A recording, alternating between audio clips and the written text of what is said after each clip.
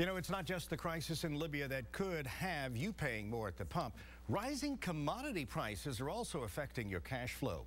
Connie Mack of KRIV Financial joins us this morning to discuss the matter.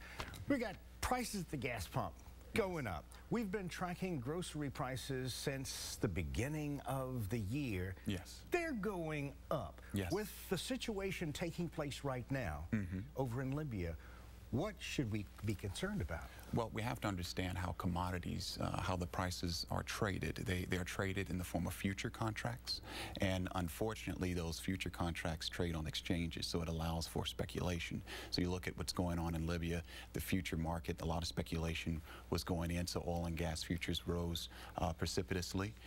Conversely, with commodity prices, when you talk about wheat, meat, oil, orange juice, those commodities really began to appreciate the fourth quarter of last year as a result of quantitative easing too. When that took effect, the animal spirit, so to speak, took hold and the risk trade turned on. So a lot of speculation entered that market in anticipation of emerging economies increasing their consumption based upon increased dollars that are flowing in the system.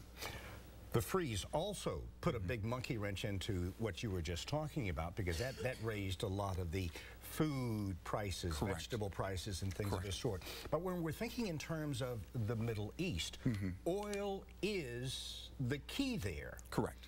But oil also leads to plastics, solutions, and other chemicals that we need in our society. Well, also transportation of those commodities. You looked at Egypt, oil and gas prices were beginning to move up in anticipation of that crisis, or excuse me, as a result of that crisis, and the disruption of shipments of commodities through their canal. So yes, it has an effect on all things that we consume, but we just have to remain vigilant. I think we should not overreact as consumers.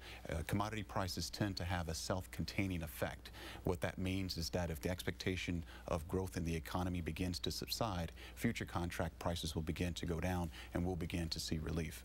But right now, when you look at what's been happening over the past week, yes. Last week oil was $86 a barrel. Correct. This week it's 95, pushing 96. Correct. How are you going to predict a top level of when it's going to be enough? That's the problem. You don't want to get into predicting the top. We got into that in 2006, 2007, and when you start predicting, it begins to have a self-fulfilling effect. We were predicting $100 barrels of oil in 2006. It got well above that. As an expert, I try to stay away from predicting. It can only have that animal spirit effect of coming to fruition. From predicting to protecting. Correct. How do we protect ourselves? Well, I like to reflect on my experience growing up. My mom raised 8 of us on a single income. My father was disabled at a young age, and she clipped coupons. She was not loyal to a particular grocery store. We drove around the first half. I remember my Saturday was spent going to different grocery stores. So you have to remain smart and flexible and clip your coupons.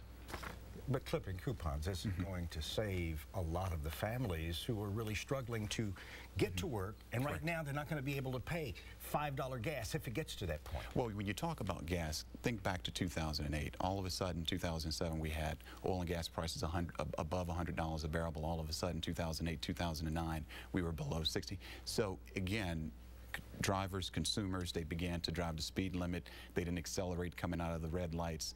They started driving smaller cars. They started looking at more efficiently fueled vehicles with their purchases. So again, commodity prices, inclusive of oil and gas, has a self-containing effect that we have to keep that in mind.